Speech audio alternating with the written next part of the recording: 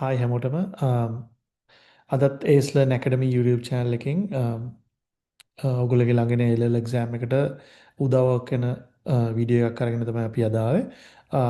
අද මම කතා කරන්න බලාපොරොත්තු වෙන්නේ chemistry subject එකේ එන්න පුළුවන් මීට කලින් ආපු ප්‍රශ්න පත්‍රයක ප්‍රශ්න කිහිපයක් සාකච්ඡා කරන්නයි යන්නේ.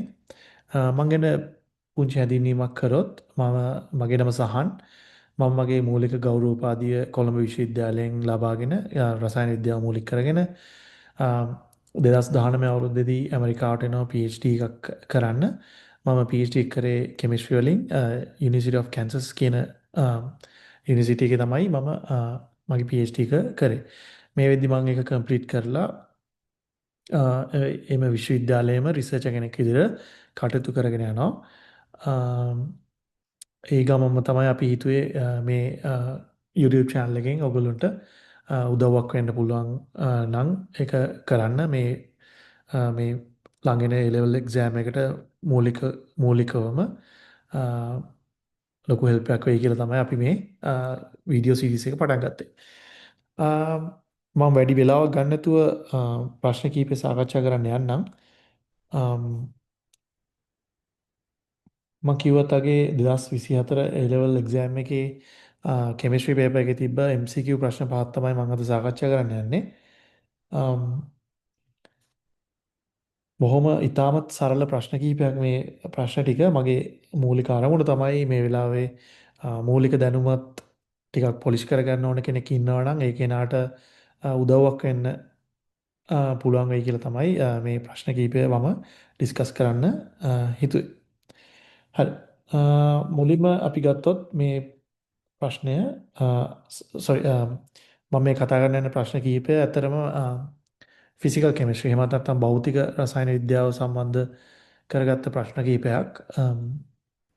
ඉතාමත් සරල ප්‍රශ්න කිහිපයක්. මම මේ ටිකේ ෆන්ඩමෙන්ටල්ස් ටික තමයි ඇත්තටම ඔයගොල්ලන්ට කියලා දෙන්න යන්නේ. අපි බැලුවොත් පළවෙනි ප්‍රශ්නය ඒකේ අහන්නේ දී ඇති උෂ්ණත්වයකදී උත්ප්‍රේරකයක් මගින් ප්‍රතික්‍රියාවක වේගය වැඩි කරන්නේ මින් කුමන සාධකය මගින්ද කියන එක තමයි අහන්නේ. අපි බැලුවොත් ප්‍රතික්‍රියාවක වේගය එහෙම නැත්නම් රියැක්ෂන් රේට් එක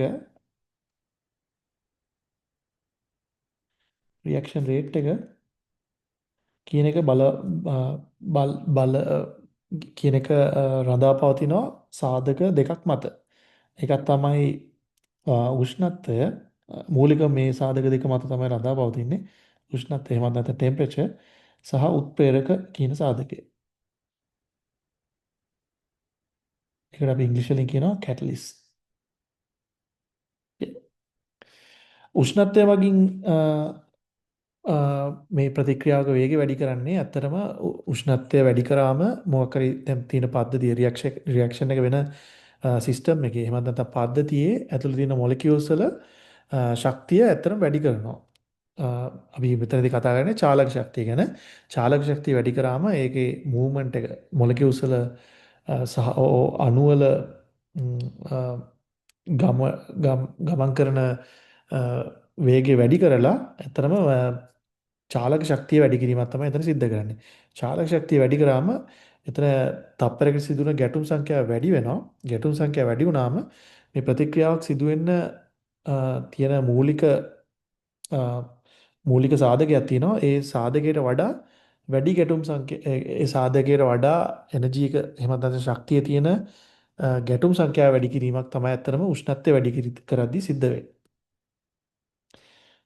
උත්ප්‍රේරකයක් ගත්තොත් දැන් මම කිව්වත් ඒ උෂ්ණත්වයේදී වැඩි වෙන්නේ අණු වල ශක්තිය වැඩි කිරීමක් සිද්ධ වෙන්නේ. උත්ප්‍රේරකයක් ගත්තොත් උත්ප්‍රේරකයක සිද්ධ වෙන දේ තමයි මෙන්න මේ වගේ සරල සිද්ධියක්. අපි ගත්තොත් මෙතන ප්‍රතික්‍රියක ඛණ්ඩාංකය එහෙම නැත්නම් රියැක්ෂන් කෝඩිනේට් එක මෙතනට එන්නේ එනර්ජි එක. අපි ගාව තියෙනවා මොකක් හරි ප්‍රතික්‍රියකයක් රියැක්ටන්ස් සහ මොකක් හරි ප්‍රතිඵලයක් ප්‍රොඩක්ට්ස්. මේ ප්‍රතික්‍රියක ඉඳලා ප්‍රතිඵල වලට යද්දී මේ මම දැන් මේ පෙන්වන එනර්ජි ඩයග්‍රෑම් එකේ ශක්ති ප්‍රස්ථාරයේ මෙන්න මෙහෙම ආකාරයක් තමයි ඒකේ ඇත්තටම ගන්න. ඔයගොල්ලෝ බැලුවොත් මේ එනර්ජි ඩයග්‍රෑම් එකේ අ, උපරිම ස්ථානයක් තියෙනවා. මෙතන මේ ස්ථානයට අපි කියන්නේ ට්‍රාන්සිෂන් ස්ටේට් එක කියලා. ඒ කියන්නේ මොකක් හරි ප්‍රතික්‍රියාවක් වෙද්දී අ, අ, අණු අතර ගැටීමක් සිද්ධ වෙද්දී එක අණුවක් ගිහලා තවත් අණුවකට බන්ධනයක් ඇති වෙද්දී ඒ බන්ධනය ඒ කියන්නේ කම්ප්ලීට් බන්ධනයක් නොවි එක්තරා ආකාරයක අර හාෆ් බොන්ඩයක් වගේ හැදෙනවා. ඒ හාෆ් බොන්ඩයක් වගේ හැදෙද්දී අ, ඒක ස්ථායි නම් ඒ ඒ ස්ථායි ස්ථානයට අපි කියනවා ට්‍රාන්සිෂන් ස්ටේට් එකක් කියලා. මේ ට්‍රාන්සිෂන් ස්ටේට් එකට මේ ප්‍රතික්‍රියක ඉඳලා මේ ට්‍රාන්සිෂන් ස්ටේට් එකට තියෙන එනර්ජි ඩිෆරන්ස් එක එහෙම නැත්නම් ශක්ති වෙනසට අපි කියනවා සක්‍රියන ශක්තිය කියලා. ඉංග්‍රීසි වලින් ඒකට කියන්නේ ඇක්ටිවේෂන් එනර්ජි කියලා.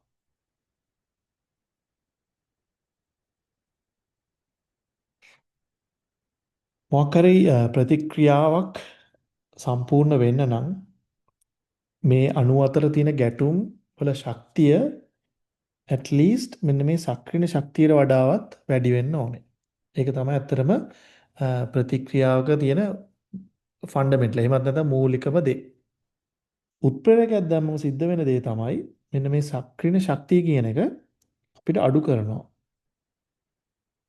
අඩු කරලා ප්‍රතිඵල වලට ළඟා කරනවා මේ තියෙන විදියට එනර්ජි ඩයග්‍රෑම් එකකින්. මේ සක්‍රියන ශක්තිය අපි හිතමු මුලින්ම තිබ්බේ E1 නම් උත්ප්‍රේරකයක් දැම්මට පස්සේ සිද්ධ වෙන එනර්ජි එක තමයි E2 කියන්නේ. ඒතකොට E2 කියන එක අඩු වෙනවා E1 කියන අගයට වඩා. මේක තමයි උත්ප්‍රේරකයේ එහෙම නැත්නම් කැටලිස්ට් එකක් දැම්මම සිද්ධ වෙන දේ. E2 කියලා සක්‍රියන ශක්තිය ටිකක් අඩු කරනවා. සක්‍රියන ශක්තිය අඩු කරාම සිද්ධ වෙන දේ තමයි අර ගැටුම් අතරින් අපි දැන් අණු අතරද ගැටුමක් වෙනවනේ. ඒ ගැටුම් ගොඩ ප්‍රමාණයක් මේ සක්‍රිය ශක්තියට වඩා වැඩි ශක්තියගයක් ගන්නවා. ඒ හින්දා ඒ ගොඩ ප්‍රමාණයක් මෙන්න මේ බැරි එක. එහෙම නැත්නම් මේ තියෙන මට ඒකට සිංහල වචනේ නැහැ. බැරි එකට වඩා මේ ඒ ගැටුම් වැඩි ප්‍රමාණයක් මෙතනින් එළියට යනවා. එළියට ගිහිල්ලා ප්‍රතිඵල වලට ළඟා වෙනවා. ප්‍රතිඵල වලට ළඟා වෙනකොට ඒකෙන් අදහස් වෙන්නේ ප්‍රතික්‍රියාවේ වේගය වැඩි කිරීමක්. ඒක තමයි අතන උත්ප්‍රේරකයකදී සිද්ධ වෙන්නේ. ඒ හින්දා හරියට හිතුවොත් උත්ප්‍රේරකයක් දැම්ම හින්දා අණුවල කිසිම ශක්තිය කියලා යමක් සිද්ධ වෙන්නේ නැහැ. නමුත් ප්‍රතික්‍රියාවේ මේ තියෙන ඇක්ටිවේෂන් එනර්ජි එහෙම නැත්නම් සක්‍රියන ශක්තිය අඩු කිරීමක් සිද්ධ කරනවා. එතකොට අර තියෙන ගැටුම් වලින්ම ඉක්මනින් ප්‍රතිඵල වලට ළඟා වෙනවා. ඒක තමයි සිද්ධ වෙන්නේ. දැන් අපි බලමු මේ ප්‍රශ්නේ ඒගොල්ලෝ අහන්නේ දී ඇති උෂ්ණත්වයකදී කැටලිස්ට් එකක් මගින් ප්‍රතික්‍රියාවේ වේගය වැඩි කරන්නේ මින් කුමන ආකාරයෙන්ද කියන එක. දැන් මෙතන තියෙන කීවර්ඩ් එක තමයි මේ දී ඇති උෂ්ණත්වයකදී කියන එක. ඒ කියන්නේ උෂ්ණත්ව වෙනසක් සිද්ධ වෙන්නේ නැහැ මේ කියන රියැක්ෂන් එකේදී. ඒ කියන්නේ උත්ප්‍රේරකයක් මගින් විතරයි ප්‍රතික්‍රියාවක වේගය වැඩි කරන්න පුළුවන්. ඒ කියන්නේ උෂ්ණත්වය නියත නම් ඒ හින්දා උත්ප්‍රේරකයක් මගින් ප්‍රතික්‍රියාවේ වේගය වැඩි කරන්නේ කොහොමද කියලා තමයි අහන්නේ. පළවෙනි ප්‍රකාශනය බැලුවොත් ඒගොල්ලෝ කියන්නේ ප්‍රතික්‍රියක අණුවල ඉහළ ශක්තියක් ඇති ගැටුම් සංඛ්‍යාවක් වැඩි කිරීමෙනි. ඉහළ ශක්තියක් ගැන කිව්ව ගමන්ම ඕගොල්ලන්ට මතකෙට එන්න ඕනේ. මෙතන ශක්තියේ අණුවල ඉහළ ශක්තිය ඉහළ දැමීමක් නම් සිද්ධ කරන්නේ. ඒ කියන්නේ උෂ්ණත්වය කියන සාධකය තමයි මෙතන වැඩි කරනවා වෙන්නේ. ඒකින්ද මේ උත්ප්‍රේරකයක් මගින් වෙනසක් වෙන්නේ නැහැ මේ කියන ප්‍රකාශනය එක්ක ගියාම. උත්ප්‍රේරකයක් මගින් සිද්ධ වෙන වෙනසක් නෙවෙයි මේ තියෙන්නේ මේ අණුවල ශක්තිය ඉහළ දැමීමක් කියන එක. දෙවෙනි එක බැලුවොත් ප්‍රතික්‍රියක අණුවල චාලක ශක්තිය වැඩි කිරීමෙනි. මම කිව්වත් වගේ ශක්තිය ඉහළ දැමීමක් තමයි සිද්ධ වෙන්නේ. දෙවෙනි ප්‍රකාශනය කියන්නේ චාලක ශක්තිය වැඩි කිරීමක්. චාලක ශක්තිය වැඩි වෙන්නේ උෂ්ණත්වය ඉහළ දැමීමක් මගින් පමණයි. උෂ්ණත්වය ඉහළ දැමීමක් මගින් පමණයි චාලක ශක්තිය කියන කයිනටික් එනර්ජි කියන එක වැඩි වෙන්නේ. ඒකින්ද ඒකත් වැරදි ප්‍රකාශයක්. ප්‍රතික්‍රියක අණු අතර ගැටුම් සංඛ්‍යාව වැඩි කිරීමෙනි. මම කිව්වත් අගේ ප්‍රතික්‍රියක අණු අතර ගැටුම් සංඛ්‍යාව වැඩි වෙන්නේ උෂ්ණත්වය වැඩි කරාම පමණයි. උෂ්ණත්වය වැඩි කරද්දී ගැටුම් චාලක ශක්තිය වැඩිලා චාලක ශක්තිය වැඩි වෙන නිසා ගැටුම් සංඛ්‍යාව වැඩි වෙනවා. නමුත් උත්ප්‍රේරකයක් දැම්මම මම කිව්වත් වගේ ශක්ති වෙනසක් වෙන්නේ නැහැ. ඒ හින්දා ගැටුම් සංඛ්‍යාව තප්පරයකට සිදුවන ගැටුම් සංඛ්‍යාව එමමයි. ඒ හින්දා උත්ප්‍රේරකයක් දැම්මම මේ දේ සිද්ධ වෙන්නේ නැහැ. හතරවෙනි දේ තමයි ප්‍රතික්‍රියාවේ සක්‍රීය ශක්තිය වැඩි කිරීම. සක්‍රීය ශක්තිය කියන්නේ ඇක්ටිවේෂන් එනර්ජි කියන එක. සක්‍රීය ශක්තිය වැඩි කිරීමක් සිද්ධ වෙනවා කියලා කියනවා. නමුත් මම මේ ඩයග්‍රෑම් එක ආයි පෙන්නුවොත් එහෙම සක්‍රීය ශක්තිය වැඩි කිරීමක් නෙවෙයි අතන සිද්ධ වෙන්නේ. රතු පාට ලයින් එකෙන් පෙන්වන්නේ උත්ප්‍රේරකයක් දැම්මම සිද්ධ වෙන දේ. උත්ප්‍රේරකයක් දැම්මම ඇත්තටම සක්‍රීය ශක්තිය අඩුවීමක් තමයි වෙන්නේ. කලින් තිබ්බ E1 කියන පොයින්ට් එකට වඩා දැන් E2 කියන පොයින්ට් එක අඩුවීමක් තමයි සිද්ධ වෙලා තියෙන්නේ. ඒ හින්දා උත්ප්‍රේරකයක් එහෙම නැත්නම් කැටලිස්ට් එකක් දැම්මම මේ රියැක්ෂන් එහෙම නැත්නම් ප්‍රතික්‍රියාවේ සක්‍රීය ශක්තිය අඩු කිරීමක් තමයි සිද්ධ වෙන්නේ. එහෙනම් මේ ප්‍රකාශනයත් වැරදි. ඊට අන්තිම ප්‍රකාශනය ගත්තොත් ප්‍රතික්‍රියාව සඳහා නව මාර්ගයක් ලබා දෙමිනි. මේ කතාව ඇත්ත. මොකද හිතන්න දැන් මෙතන මං කිව්වා ඇක්ටිවේෂන් එනර්ජි එක අඩු කරනවා. මේ රියැක්ෂන් එකේ ඇක්ටිවේෂන් එනර්ජි එක අඩු කරනවා. අඩු කරද්දී මොකක් රියැක්ෂන් එකක් හැදෙන විදියක් තියෙනවානේ. ඒක රියැක්ෂන් එක මැදදී මං කිව්වත් වගේ අර හාෆ් බොන්ඩ් එකක් එහෙම නැත්නම් භාග බන්ධනයක් වගේ හදනවා කියලා හිතන්නකෝ. අණු දෙකක් අතර මේ රියැක්ෂන් මේ ඇක්ටිවේෂන් එනර්ජි එක අඩු වුණාම ඒ හදන බන්ධනය වෙනස් විදියකට හදන්න බලනවා. ඒ කියන්නේ මොකක් හරි වෙනස් අණුවක් එක්ක බන්ධනයක් ඒ කියන්නේ ඒම අණුවෙම වෙනස් තැනක් එක්ක බන්ධනයක් හදන්න try එකක් දෙන්න තමයි මේ ඇක්ටිවේෂන් එනර්ජි එක අඩු කරාම සිද්ධ වෙන්නේ. ඒකෙන් කියන්නේ මේ ඇක්ටිවේෂන් එනර්ජි එක අඩු වුණාම එහෙම නැත්නම් සක්‍රීය ශක්තිය අඩු වුණාම වෙනස් මාර්ගයකින් තමයි මේ රියැක්ෂන් එක සිද්ධ වෙන්නේ. ඒ කියන්නේ අපි ඇඩ්වාන්ස්ඩ් කෙමිස්ට්‍රි ටර්ම්ස් වලින් කිව්වොත් රියැක්ෂන් මෙකැනිසම් එක වෙනස් කිරීමක් තමයි සිද්ධ වෙන්නේ. ඒ හින්දා උත්ප්‍රේරකයක් එහෙම නැත්නම් කැටලිස්ට් එකක් දැම්මම ඇක්ටිවේෂන් එනර්ජි එක අඩු කරනවා. අඩු කරනවා කියන්නේ මේ රියැක්ෂන් එක ගමන් කරන්න වෙන නව මාර්ගයක් අලුත් මෙකැනිසම් එකක් දෙන එක තමයි ඇත්තටම සිද්ධ වෙන්නේ.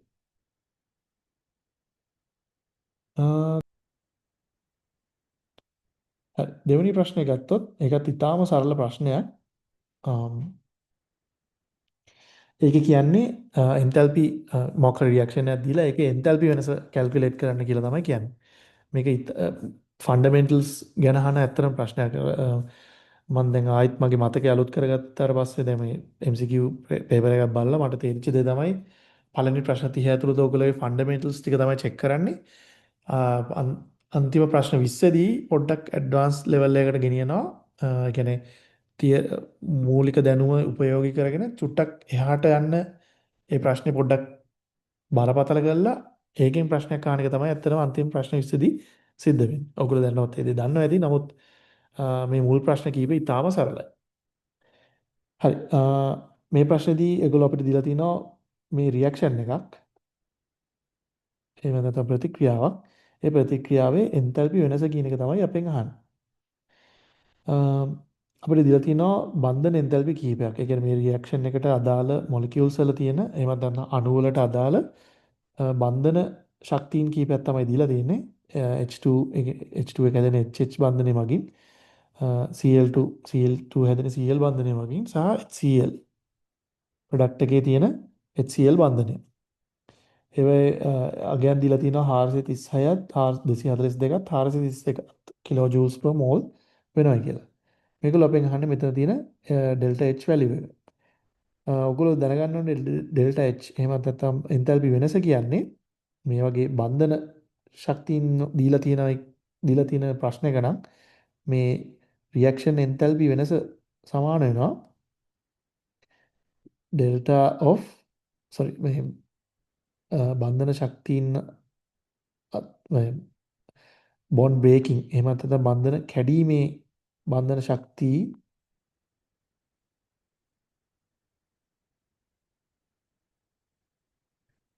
බන්ධන කැඩීමට අදාළ එන්තැල්පි වෙනස අගයන් වලින් බන්ධන සෑදීම එහෙම නැත්නම් බොන්ඩ් ෆෝමේෂන්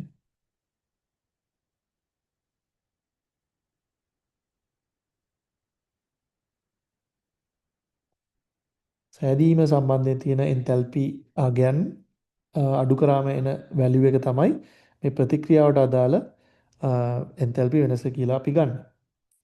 එතකොට මේ තියෙන ඩේටා එක බලද්දි බන්ධන කැඩීම එහෙම නැත්නම් බොන්ඩ් බ්‍රේකින් පැත්ත වෙන්නේ මේ වම් පැත්තේ තියෙන අගයන්. ඒ කියන්නේ H2 වලට අදාළ බන්ධනයක් කැඩෙනවා මෙතන ක්ලෝරින් වලට අදාළ බන්ධනයකුත් කැඩෙනවා. අපිට මෙතන තියලා තියෙනවා රියැක්ෂන් එකේ අණුව H2 මවුල භාගයක් තියෙනවා. ඒ වගේම Cl2 මවුල භාගයකුත් තියෙනවා. එතකොට අපිට මෙතන ලියන්න වෙන්නේ භාගය වාරයක් HH බන්ධනය කැඩීමේ ශක්තිය ධන තව බන්ධනයක් කැඩෙනවා මෙතන මේ Cl2 බන්ධනය ඒකත් භාගය වාරයක් Cl2 බන්ධනය කැඩීම අදාළව ශක්තිය. මේකෙන් අපි අඩු කරනවා බන්ධන සෑදීම සම්බන්ධයෙන් ඇති ශක්තිය. ඒ කියන්නේ මෙතන හැදෙන්නේ එක මවුලයයි. එක මවුලයක් HCl මවුලයක් හැදෙනවා. ඒක වැඩි කරනවා අපි HCl බන්ධන ශක්තිය. 431ක් කිලෝ ජූස් per mol. මම මෙතන ඒකක ලියන්න යන්නේ නැහැ. මොකද අන්තිම ඒකකේ වෙන්නේ එකමයි. නිකන් හරි මෙතන වෙන ඒකකයක් දුන්නොත් එහෙම මේ කාට හරි අපිට ඒක වෙනස් කරගන්න වෙනවා. නමුත් මේ වගේ A level වල ඒක වෙනසක් සිද්ධ කරන්නේ නැහැ සාමාන්‍යයෙන්. එතන මේකේ අන්තිම අගේ එන්නේ භාග්‍ය වාරයක් 432 කියන්නේ 216යි. ධන මෙතන 221යි. ඍණ 431යි. 43යි.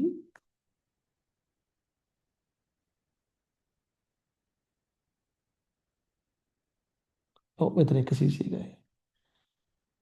337යි 431යි. සෝ 337න් 431ක් අඩු කරොත් අපිට එන්නේ ඍණාගයක් එකයි ඍණ 92ක අගයක් තමයි අපිට එන්නේ මෙතන එන්තැල්පි වෙනස කියලා. මේ රියැක්ෂන් එකේ එන්තැල්පි වෙනස කියලා. ඒතකොට අපිට අන්තිම උත්තරේ වෙන්නේ මෙන්න මේ දෙවෙනි උත්තරේ. තාම සරල ප්‍රශ්නයක්. අපි තුන්වෙනි ප්‍රශ්නේ කතා කරොත් මේකේ තියෙන්නේ අපව ප්‍රතික්‍රියාවක් ඒ කියලා වායුවක් තියෙනවා. ඒක B සහ C කියන වායු දෙකට පත්වීමක් තමයි සිද්ධ වෙන්නේ. මේගොල්ලෝ කියලා දෙනවා මේකේ ඇත්තටම කීවර්ඩ් එක තමයි මේ කියලා දෙනවා පළමු පෙළ ප්‍රතික්‍රියාවක් කියලා. A first order reaction. ඊට පස්සේ මේගොල්ලෝ කියලා දෙනවා දී ඇති උෂ්ණත්වයකදී සංවෘත බඳුනක් තුල සිදුවේ. මොකක් හරි කන්ඩිෂන් එකක් ඇතුළත තමයි මේ රියැක්ෂන් එක වෙන්නේ කියලා. කියනවා ආරම්භක පීඩනය 100 කිලෝ පැස්කල්ස් වන විට ප්‍රතික්‍රියාවේ අර්ධ ජීව කාලය එහෙම නැත්නම් half life එක 20 seconds වේ. එම උෂ්ණත්වයේදීම ආරම්භක පීඩනය 200 කිලෝ පැස්කල් වන විට ප්‍රතික්‍රියාවේ අර්ධ ජීව කාලය වන්නේ කුමක්ද කියලා තමයි මේගොල්ලෝ අහන්නේ. මේ වගේ ප්‍රශ්නයක් ඊටාම අති සරලයි. ඔයගොල්ලන්ට දෙයක් මතක නම් මතක තියාගන්න දේ තමයි මේ අර්ධ ජීව කාලය එහෙම නැත්නම් half life කියන වැලියු එක අපි දන්න රියැක්ෂන්ස් තුනක් තියෙනවා ටයිප්ස් තුනක් තියෙනවා. ඒ ටයිප්ස් තුන තමයි ශුන්‍ය පෙළ. එහෙම නැත්නම් zero order reactions තියෙන්න පුළුවන්. එහෙම නැත්නම් පළමු පෙළ reactions තියෙන්න පුළුවන්. ඒ කියන්නේ first order reactions. ඊට පස්සේ දෙවන පෙළ. ඊට second order reactions තියෙන්න පුළුවන්. මෙන්න මේ තුනට ගත්තොත් මේ T half කියන එක වෙනස් වෙනවා මොකක් හරි සාධකයක් මත. අපි ඒක බැලුවොත් මේ ශුන්‍ය පෙළ මේ ටික මතක තියාගන්න තරමට ඔයගොල්ලෝ හොඳයි. T half කියන එක රඳා පවතිනවා ප්‍රතික්‍රියා කළ සාන්ද්‍රණයේ අගය මත. ඒ කියන්නේ මේක ඩිපෙන්ඩ් වෙන්නේ මේ T half කියන වැලියු එක ප්‍රොපෝෂනල් ටු ප්‍රතික්‍රියා කළ සාන්ද්‍රණය. මේක ශුන්‍ය පෙළ ප්‍රතික්‍රියාවක් නා. ඊට පස්සේ අපි ගත්තොත් පළමු පෙළ ප්‍රතික්‍රියාව ඒකේ මේ T half එහෙම නැත්නම් අර්ධ ජීව කාලය කියන අගය හැමතිස්සෙම නියතයි. හැමතිස්සෙම නියතයි. ඒක වෙනස් වෙන්නේ නැහැ මේ පළමු පෙළ ප්‍රතික්‍රියාවල. දැන් මේ කියන ප්‍රශ්නෙත් මේ රියැක්ෂන් එක පළමු පෙළ ප්‍රතික්‍රියාව. ඒ හින්දා වැඩේ ඇත්තටම ලේසි. මම කියලා දෙන්නම් වැඩේ. දෙවෙනි පෙළ ප්‍රතික්‍රියාවක් ගත්තොත් ඒකේ T half කියන වැලියු එක රඳා පවතිනවා. මේ එක යට සාන්ද්‍රණයේ ප්‍රතික්‍රියා කළ සාන්ද්‍රණයේ අගයට. මේ තුන තමයි ඇත්තටම මතක තියාගන්න ඕනේ. ශුන්‍ය පෙළ එකක් ගත්තොත් ඒක රඳා පවතිනවා හරියටම සාන්ද්‍රණය මත. පළමු පෙළ එකක් නම් t half කියන අගය නියතයක්. තුන්වෙනි දෙවෙනි පෙළ ප්‍රතික්‍රියාවක් ගත්තොත් t half කියන එක රඳා පවතින්නේ ඒකයට a කියන අගය මත. මම මේක එන හැටි පොඩ්ඩක් නිකන් මතක් කරලා දෙන්නම්. මේ පළමු පෙළ ප්‍රතික්‍රියාවක් අරගෙන මම මේක එන හැටි පොඩ්ඩක් කිව්වොත් ඔයගොල්ලෝ දන්නවා මොකක් හරි ප්‍රතික්‍රියාවක් දැන් මම මේ තිබ්බ උදාහරණයට අනුව මොකක් හරි ප්‍රතික්‍රියාවක අ, ප්‍රතික්‍රියාවේ වේගය රඳා පවතින්නේ ප්‍රතික්‍රියක වැය වන ශීඝ්‍රතාවය අනුව. ඒ කියන්නේ dA/dt කියන අගය මත. මේක ගොඩක් වෙලාවට මැත්ස් කරන කෙනෙක්ට නම් ලේසියෙන්ම තේරුම් ගන්න පුළුවන් වෙයි. dA/dt. මම මේ මයිනස් සයින් එකක් දාලා තින්නේ මොකද ප්‍රතික්‍රියක වැය වෙන නිසා. නමුත් ප්‍රතික්‍රියාවේ වේගය ගත්තොත් ඔක මයිනස් මයිනස් ගුණ වෙලා ප්ලස් අගයක් එනවා. මේ dA/dt කියන එක අපිට ලියන්න පුළුවන්. අ, අ, ප්‍රතික්‍රියා නියතය වේග නියතය වැඩි කරනවා අපි ප්‍රතික්‍රියාවේ ප්‍රතික්‍රියක වල සාන්ද්‍රණය මගින්. දැන් මේක පළමු පෙළ ප්‍රතික්‍රියාව නිසා මෙතනට එන්නේ 1 කියන එක. නමුත් අපි ඇත්ත මේ ලියද්දි 1 ලියන්නේ නැහැ. නමුත් මතක තියාගන්න පළමු පෙළ ප්‍රතික්‍රියාවක් නම් මෙතන වැලියු එක 1. හරි. දැන් මේ පාර්ට් එක තමයි අපි සලකන්න ඕනේ. දැන් මේක සුළු කිරීමක් තමයි ඇත්තටම කරන්න තියෙන්නේ මේ t half කියන වැලියු එක එහෙම නැත්නම් අර්ධ ජීව කාලය කියන එක හොයද්දි. මේක අපි සුළු කරන්නේ ඇත්තටම මේ අනුකලන භාවිතයෙන් ඔගොල්ලෝ යූස් කරා ඔයගොල්ලෝ A levels වලට ඉගෙන ගනිද්දි මම හිතන්නේ ඔයගොල්ලෝ යූස් කරලා ඇත්තේ මේ ඩෙල්ටා කියන වැලියු එක delta A over delta t කියන වැලියු එක එකම දේ තමයි මෙතන සිද්ධ වෙන්නේ. හරි මම මේක සුළු කරොත් මම මේ නෙගටිව් සයින් එක මේ පැත්තට දාලා ලියනවා. එතකොට මට එන්නේ නෙගටිව් KA සමානයි dA over dt කියන වැලියු එක.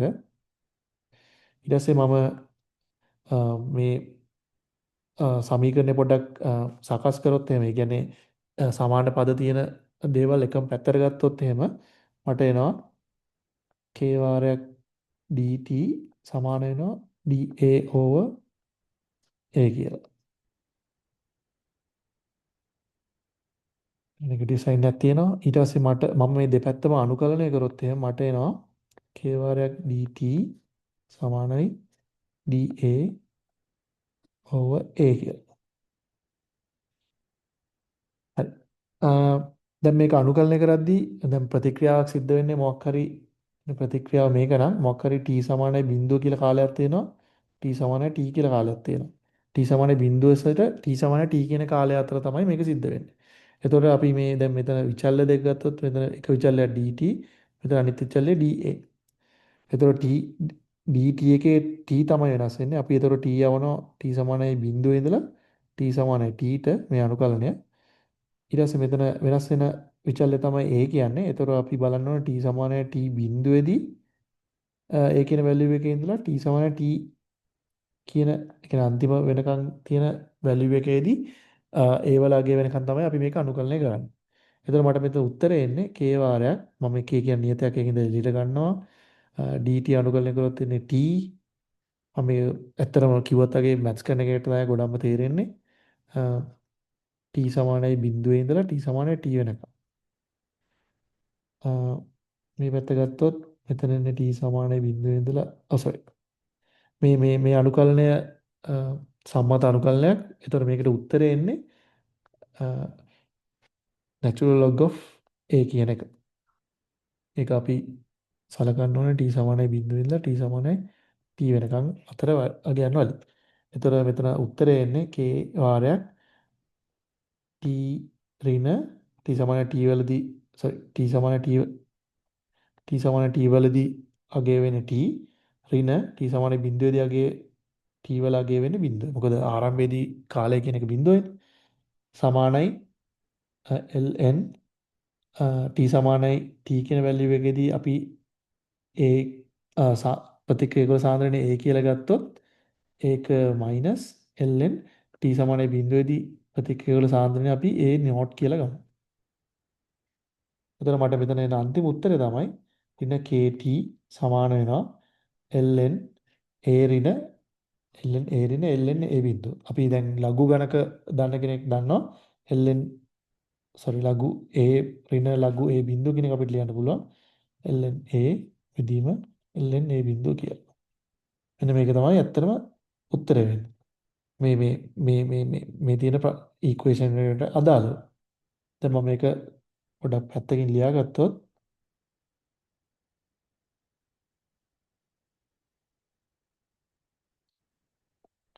මට අන්තිමට ආපු උත්තරය තමයි kt සමානයි ln a බෙදීම a බිඳුව කියන එක.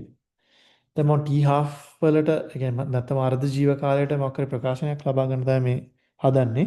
ඔයගොල්ලෝ දන්නවා අර්ධ ජීව කාලයේදී සිද්ධ වෙන්නේ මොකක් හරි මූලිකවම තියෙන අ, ප්‍රතික්‍රියක සාන්ද්‍රණයක් ඒකේ තියෙන සාන්ද්‍රණයෙන් භාගයක් වෙනවා. ඒ බිඳුව බෙදීම දෙක. මෙතන ඒ බිඳුව ආරම්භක සාන්ද්‍රණය නම් අර්ධ ජීව කාලෙදී සිද්ධ වෙන්නේ ආරම්භක සාන්ද්‍රණය වගේ භාගයක් අ, වෙන එක මේ සාන්ද්‍රණ අගය.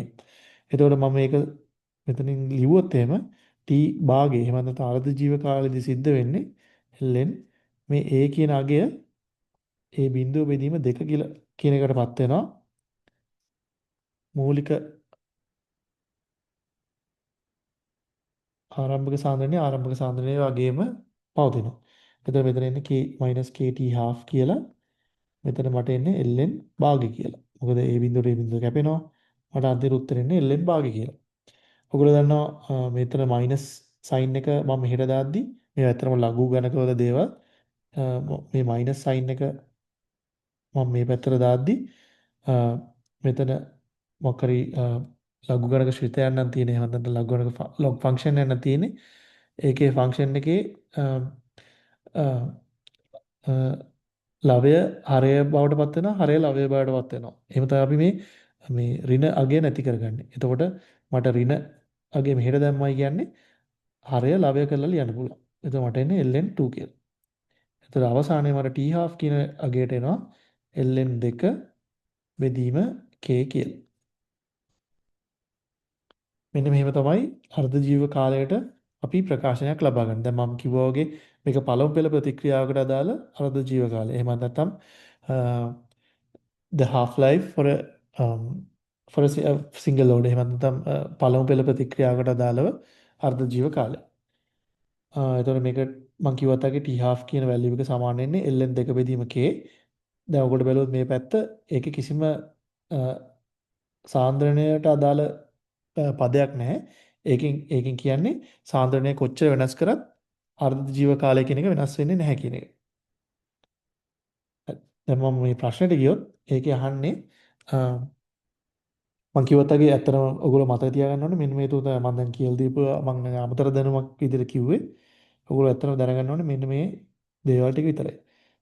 half life එහෙම නැත්නම් අර්ධ ජීව කාලය for a zeroth order reaction ඒක ඇත්තටම සාන්ද්‍රණයට සමානුපාතිකයි. පළමු පෙළ ප්‍රතික්‍රියාවක නම් half life කියන එක නියතයක්. දෙවන පෙළ ප්‍රතික්‍රියාවක නම් half life කියන එක එකයට සාන්ද්‍රණයට සමානුපාතිකයි. අපි බැලුවොත් මේ කියලා තියෙන ප්‍රශ්නේ මේගොල්ලෝ කියන්නේ ආරම්භක පීඩනය 100 100 කැල් 100 කිලෝ පැස්කල්ස් වන විට ප්‍රතික්‍රියාවේ අර්ධ ජීව කාලය මෙච්චරයිලු. එම උෂ්ණත්වයේදීම ආරම්භක පීඩනය 200 කිලෝ පැස්කල්ස් වන විට ප්‍රතික්‍රියාවේ අර්ධ ජීව කාලය මොකක්ද කියලා අහන්නේ. මම කිව්වා දැන් මේක පළමු පෙළ ප්‍රතික්‍රියාවක්. ඒ හින්දා t half එහෙම නැත්නම් අර්ධ ජීව කාලය අතරම නියතයක්. ඔයගොල්ලෝ ටිකක් මේ දේ දන්නවනම් කෙලින්ම ඔයගොල්ලෝ උත්තරේ හොයාගන්න පුළුවන් 20 seconds කියලා. අන්න එහෙම තමයි මේ ප්‍රශ්නේ කරන්නේ. තවත් දැනගන්න අනිත් දේ තමයි මේගොල්ලෝ මේ කියන්නේ මේ ප්‍රතික්‍රියාවේ හැමදේම තියෙන ගෑසියස් ස්ටේට් එකේනේ. එතකොට අපිට මෙතන කන්සන්ට්‍රේෂන් කියන එක කන්සන්ට්‍රේෂන් යුනිට්ස් වලින්ම තියාගන්න බෑ. ඔගොල්ලෝ දන්න අනිත් දේ තමයි වායු නියතය. එහෙම නැත්නම් ideal gas law එකට අනුව මේකේ ඉක්වේෂන් එකක් තියෙනවා PV nRT කියලා. ඒකට අනුව පීඩනය සමාන වෙනවා concentration RT කියලා. ඒකෙන් අපිට කියන්න පුළුවන් මේ පීඩනය කියන එක සමානුපාතික වෙනවා concentration කියන value එකට. ඒ හින්දා අපිට මේ මේ reaction එකට අනුව concentration එහෙම නැත්නම් ඒ වල concentration තියෙන හැම තැනටම අපිට use කරන්න පුළුවන් ඒගොල්ලන්ගේ partial pressure. එහෙම නැත්නම් පීඩන පීඩනාගේ ආංශික පීඩනාගේ පාවිච්චි කරන්න පුළුවන් ඒගොල්ලෝ concentration එකේ තියෙන තැන් වලට. එතකොට එහෙම දාලා ප්‍රශ්නේ හදන්න පුළුවන්. නමුත් ඒක තේරුමක් නැති වෙනවා. මොකද මේ අපි මෙන්න මේ අගය දන්න නිසා පළමු පෙළ ප්‍රතික්‍රියාව කරන T1/2 කියන නියතය නිසා මේක ඇත්තට 20යි තප්පර වෙනවා. නිකන් හරි හිතන්න මේක 0ත් උඩ ශුන්‍ය පෙළ ප්‍රතික්‍රියාවක් කියලා. එහෙම වුණා නම් අපිට සිද්ධ වෙන්නේ කොටස් දෙකකට මේක කරන්න T1/2 මම කිව්වා සමානුපාතිකයි සාන්ද්‍රණය කියලා. ඒ කියන්නේ සමානුපාතිකයි පීඩනයට. එතකොට මම නිකන් හිතන්න මේක මේ ශුන්‍ය පෙළ ප්‍රතික්‍රියාවක් කියලා. එහෙම වුණා නම් අපිට T1/2 T1/2 මෙතනදී C යේදී අපිට ලියන්න පුළුවන් ඒක සමානුපාතික වෙනවා sorry සමාන වෙනවා CI කිලෝ පැස්කල්ස් එතන සමානුපාතික නියතය නැති කරන්න අපි K කියලා නියතයක් දානවා මේ K නියත හැමතැනදීම එකයි ඊට පස්සේ ආරම්භක පීඩනය 200 කිලෝ පැස්කල්ස් වුණත් වෙද්දී T1/2 කියන එක අපි හොයන්න තමයි ඕනේ. මේක පොඩ්ඩක් පැහැදිලි ලිව්වොත් මෙතනට අපිට එනවා 20 සමාන වෙනවා K වාරයක් 100 200 කිලෝ පැස්කල් වලදී අපි අගේ දන්නේ ඒක සමාන වෙනවා K වාරයක් 200. එතකොට අපිට T1/2 කියන වැලියු එක එන්නේ 40යි කියලා. 40 සෙකන්ඩ්ස් කියලා. මේ ශුන්‍ය පෙළ ප්‍රතික්‍රියාව නම් මෙහෙම තමයි වෙන්නේ. ඒ කියන්නේ පීඩනය දෙකක් වෙද්දී අර්ධායු කාලයක් දෙකක් වෙනවා කියලා තමයි කියන්නේ. හරි. තුන්වෙනි ප්‍රශ්නේ ගත්තොත් මේක ඊටාම හරිම සරල ප්‍රශ්නයක් මම ටක් ගාලා මේක කියන්නම්. මේගොල්ලෝ කියනවා ප්‍රතික්‍රියා දෙකක් තියෙනවා. H2 ධන O2 හැදෙනවලු H2O gas.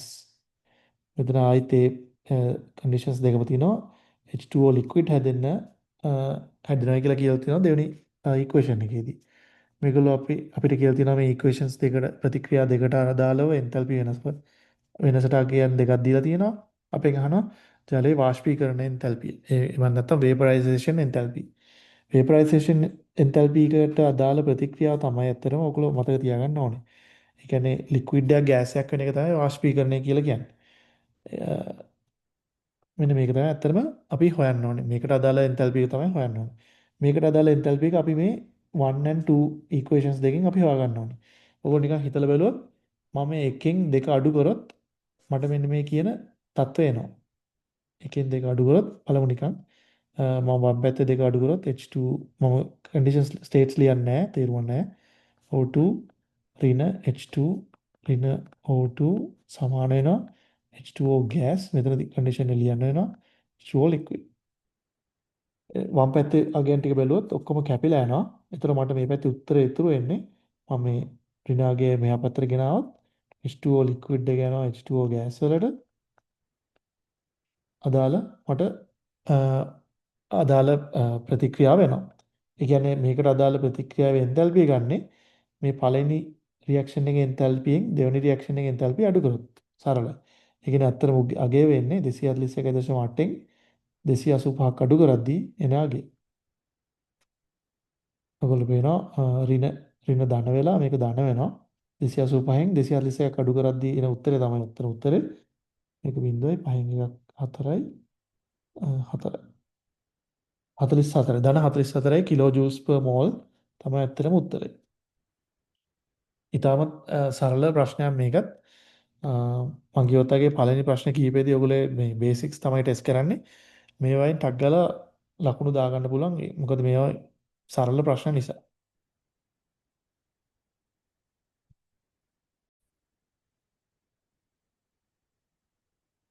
හරි.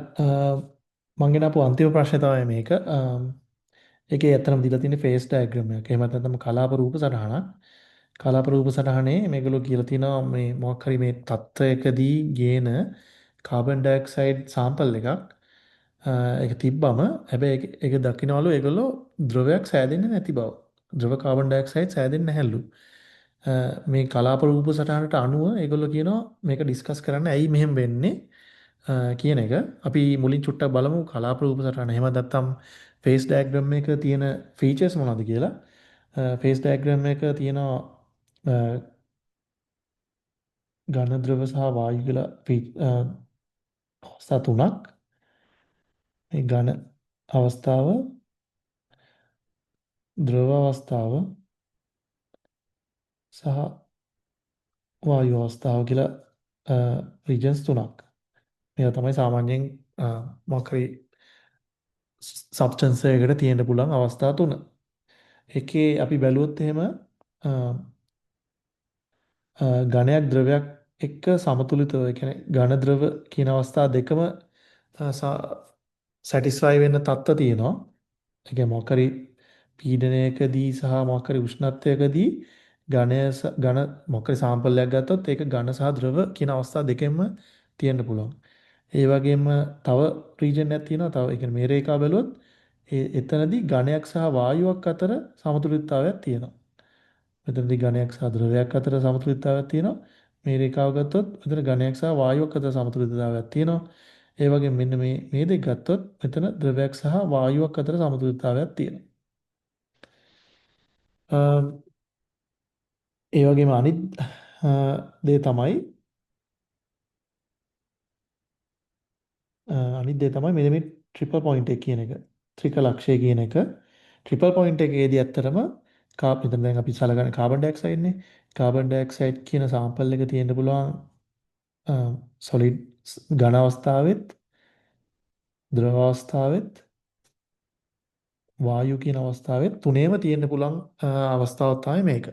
ඒ කියන්නේ හරියටම පීඩනය 5.11 atm කියන අවස්ථාවේදී සහ -57 සෙල්සියස් අංශක කියන අවස්ථා දෙකේදී මේ කාබන් ඩයොක්සයිඩ් කියන එක මේ අවස්ථා තුනේම සමතුලිතතාවයකින් තියෙන්න පුළුවන් කියන එක තමයි කලාප රූප සටහනෙන් අපිට ගන්න පුළුවන් අ,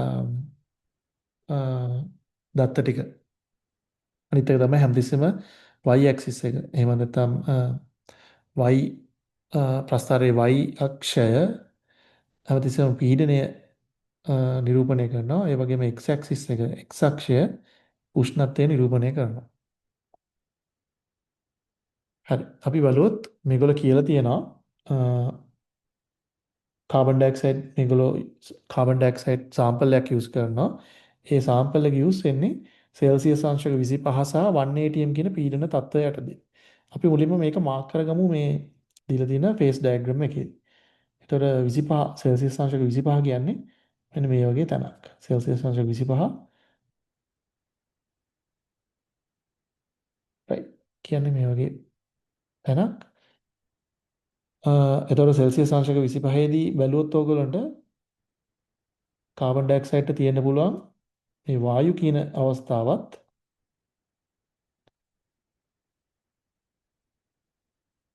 ද්‍රව කියන අවස්ථාවත් දෙකම. මොකද සෙල්සියස් අංශක 25 දී ඒක මේ රීජන්ස් දෙකම හරහා යනවා. ඒ වගේම ඒ වගේම අපි බැලුවොත් අනිත් தත්ත්වය තමයි 1 atm කියන පීඩන தත්ත්වය. ඒතර 1 atm අපි මේ කලාප රූප සටහනේ පෙන්නුවොත් ඒක යන්නේ හරියටම මෙන්න මේ කියන රීජන්ස් හරහා. ඒ කියන්නේ ඝනයක් කියන ප්‍රදේශය හරහාත් යනවා, වායුවක් කියන ප්‍රදේශය හරහාත් යනවා. එතකොට මේ தත්ත්ව දෙකම සම්පූර්ණ වෙන තැන තමයි ඇත්තටම මේ වායුවක් කියන තැන. හරියටම වායුවක් කියන තැන. ඒ කියන්නේ ඇත්තටම මෙතන සිද්ධ වෙන්නේ මෙහෙම දෙයක්.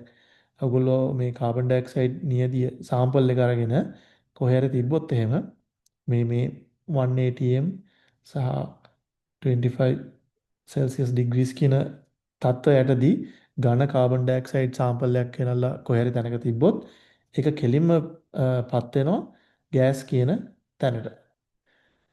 කෙලින්ම මේ වායු කියන රීජන් එකේ විතරයිනේ තියෙන්නේ. ඒකින්ද මේක සමතුලිත තත්ත්වයක් නෙවෙයි. කෙලින්ම ඩිරෙක්ට් ඒ හරියටම කෙලින්ම කාබන් ඩයොක්සයිඩ් වායුව බවට පත් වෙනවා. හදිසියවත් මේගොල්ලෝ මේ සඳහන් කරොත් ඍණ 78.5 සෙල්සියස් අංශක කියලා කිව්වොත් එහෙම කාබන් ඩයොක්සයිඩ් තියෙන්නේ සමතුලිත තත්ත්වයක. කාබන් ඩයොක්සයිඩ් සොලිඩ් සහ කාබන් ඩයොක්සයිඩ් ගෑස් කියන සමතුලිත තත්ත්වයක. නමුත් මෙතන තියෙන්නේ එහෙම දෙයක් නෙවෙයි. මේගොල්ලෝ කියන තත්ත්වය යටතේ කාබන් ඩයොක්සයිඩ් සොලිඩ් කියන තත්ත්වය කෙලින්ම කාබන් ඩයොක්සයිඩ් ගෑස් කියන තත්ත්වයට පත් වෙනවා. මේගොල්ලෝ කියන්නේ මේක ද්‍රවයක් නොවි ද්‍රවයක් හැදෙන්නේ නැත්තේ ඇයි කියන එක තමයි මේගොල්ලෝ නිරීක්ෂණය කරන්න කියන්නේ. අපිට දීලා තියෙනවා ප්‍රකාශන හතරක්. අපිට තියෙන ප්‍රකාශන හතරෙන් මොන ඒවද හරි කියලා බලන්න. අපි එකින් එකට යමු. එතකොට පළවෙනිම ප්‍රකාශනය තමයි ත්‍රිකලක්ෂයේ උෂ්ණත්වය, ඒ කියන්නේ ට්‍රිපල් පොයින්ට් එක. සිංහලෙන් T කියන්නේ ත්‍රික ලක්ෂය කියන එක. සිංහලෙන් ක්‍රිටිකල් පොයින්ට් එකට කියන්නේ අවදි ලක්ෂය කියන එක. මේ අවදි ලක්ෂයේ තියෙන දේ තමයි අවදි ලක්ෂය එහෙම නැත්නම් මෙන්න මේ රීජන් එකෙන් එළියට ගියොත් මොකක් හරි සබ්ස්ටන්ස් එකක් මේ අවස්ථාවේ කාබන් ඩයොක්සයිඩ් මේ කාබන් ඩයොක්සයිඩ් වල තියෙන ලික්විඩ් ස්ටේට් එකත් කාබන් ඩයොක්සයිඩ් වල තියෙන ගෑසියස් ස්ටේට් එකත් ඇත්තරම අපිට හොයාගන්න බැරි වෙනවා. ඒ කියන්නේ මේක අවස්ථා දෙකෙන්ම තියෙන්න පුළුවන්. ඒ කියන්නේ ලික්විඩ් අවස්ථාවත් ගෑස් අවස්ථාවත් දෙකම පෙන්නනවා. මේ අවස්ථාවට අපි ඇත්තරම තව හයර් කෙමිස්ට්‍රි ඇඩ්වාන්ස් කෙමිස්ට්‍රි වලදී මේ අවස්ථාවට කියන්නේ සුපර් ක්‍රිටිකල් රීජන් එකක් කියලා. මේ සුපර් ක්‍රිටිකල් රීජන් එකේ තියෙන කාබන් ඩයොක්සයිඩ් වලින් ගොඩක් දේවල් කරනවා. ඒ කියන්නේ ඉන්ඩස්ට්‍රියල් යූසේජ් එක ගොඩක් වැඩි සුපර් ක්‍රිටිකල් කාබන් ඩයොක්සයිඩ් ගත්තම මම ඒක මේ වෙලාවේ කතා කරන්න යන්නේ නැහැ. නමුත් ඔයගොල්ලෝ කැමති නම් පොඩ්ඩක් හොයලා බලන්න. මේ ප්‍රශ්නයට අදාළව අපි බැලුවොත් මේ ප්‍රකාශන ටික පළවෙනි ප්‍රකාශනය කියන්නේ ත්‍රිකලක්ෂයේ උෂ්ණත්වය අවදි උෂ්ණත්වයට වඩා අඩුය. ඒ කියන්නේ අවදි උෂ්ණත්වයේ මොකක් හරි ටෙම්පරේචර් එකක් තියෙනවා නම් T කියලා ත්‍රිකලක්ෂයේ ටෙම්පරේචර් එක T නම් TT නම් මේගොල්ලෝ කියනවා ත්‍රිකලක්ෂයේ TT කියන එක TC ට වඩා අඩුයි කියලා. ඒක ඇත්තටම කොතනදීත් ඇත්ත. ඒක හැම තැනදීම හරි. කාබන් ඩයොක්සයිඩ් වලට විතරනේ අනිත් සබ්ස්ටන්සස් වලටත් මේක ඇත්ත. මේක සත්‍ය කාරණාව. ඒකින්ද ඒක ඇත්ත. නමුත් ඒකෙන් කියන්නේ ඇයි මේක ද්‍රවයක් නොවෙන්නේ කියලා. ද්‍රවයක් වෙන්න නම් මේ කාබන් ඩයොක්සයිඩ් කියන එක at least මෙන්න මේ තත්ත්වයක් මේ at least ඒ කියන්නේ අඩුම තරමේ මෙන්න මේ தত্ত্বයවත් සම්පූර්ණ කරන්න ඕනේ. මෙන්න මේ தত্ত্বයත් අතර තියෙන ප්‍රදේශය සම්පූර්ණ කරන්න ඕනේ. ක්‍රිටිකල් පොයින්ට් එකට වඩා එහෙම නැත්නම් අවදි ලක්ෂයට වඩා ත්‍රිකලක්ෂයේ උෂ්ණත්වය අඩු වෙනවයි කියන පමණින් අපිට මේ දීලා තියෙන தত্ত্বවලදී ද්‍රවයක් නොවන්නේ ඇයි කියලා කියන්න බෑ. ඒකින්ද මේ ප්‍රකාශනය ඇත්තට ගත්තොත් හරි. නමුත් මේ සිනාරියයකට එහෙම නැත්නම් මේ අවස්ථාවට අනුව මේ ප්‍රශ්නයට අනුව මේ ප්‍රකාශනය අපිට වැරදි කියලා ගන්න පුළුවන්. ඊට පස්සේ දෙවෙනි එකේ තමයි අහන්නේ අවදි ලක්ෂයේ උෂ්ණත්වය සෙල්සියස් අංශක 25ට වඩා වැඩිය. එම් බැලුවොත් TC කියන එක සෙල්සියස් අංශක 25ට වඩා වැඩිය. ඒ කතාව ඇත්ත. TC කියන එක ඇත්තටම සෙල්සියස් අංශක 25ට වඩා වැඩි.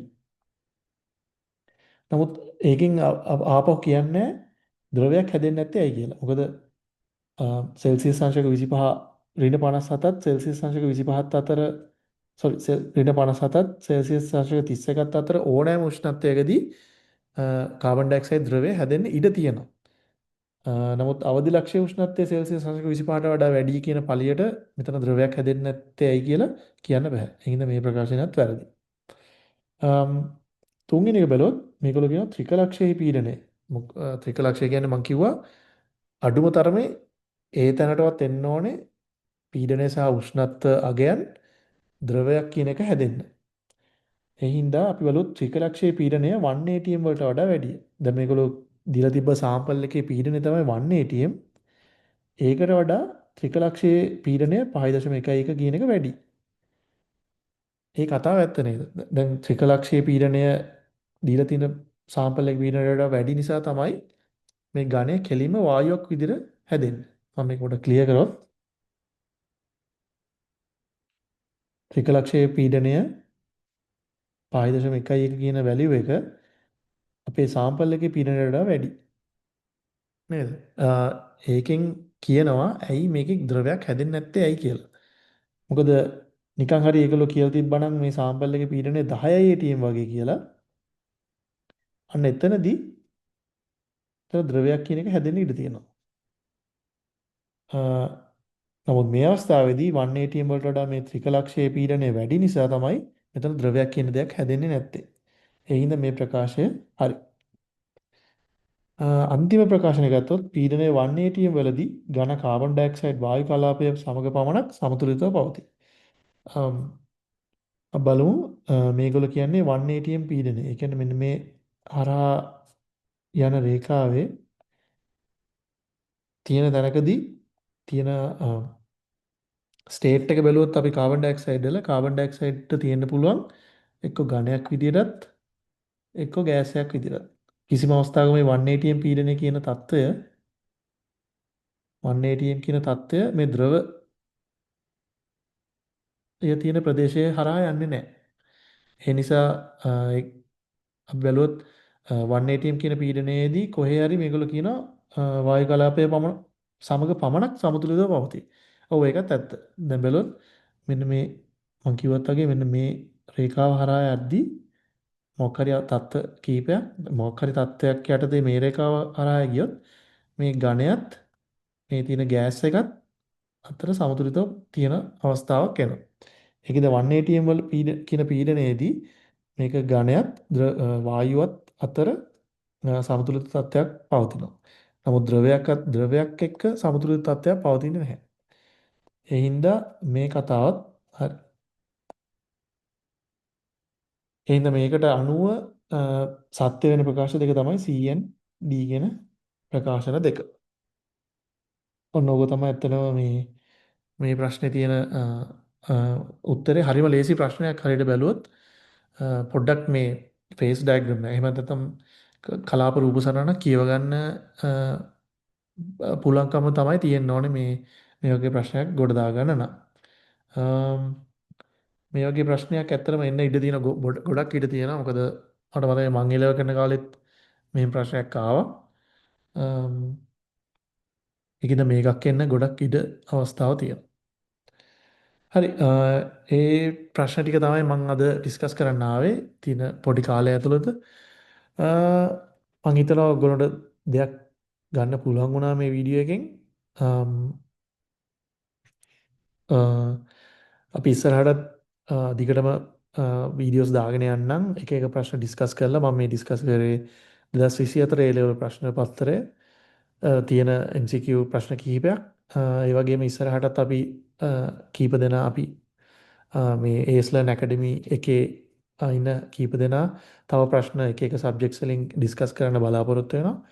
ඔයගොල්ලන්ට මොන හරි අවශ්‍යම දෙයක් තියෙනවා නම් මොකක් හරි අවශ්‍යම සබ්ජෙක්ට් මැටර් එකක් තියෙනවා නම් ඔයගොල්ලෝ ගිහලා කමෙන්ට් එකක් දාන්න. අපි ඒක පොඩ්ඩක් බලලා ඒකට අදාළ ප්‍රශ්න කිහිපයක් හදාගෙන ඒක ඩිස්කස් කරන්න. මම කිව්වත් වගේ මේ ටික බොහොම සරල ප්‍රශ්න කිහිපයක් මගේ උවමනාව තිබ්බේ මූලික දැනුමවත් මේ වෙලාවේ අමතක වෙලා තියෙන කාට හරි මේක උදව්වක් වෙයි කියලා හිතලා මේ ටික සාකච්ඡා කරන්න. එහෙනම් අපි ආයිත් වීඩියෝ එකකදී හම්බෙමු. බැලුවට හැමෝම thank you. හරි.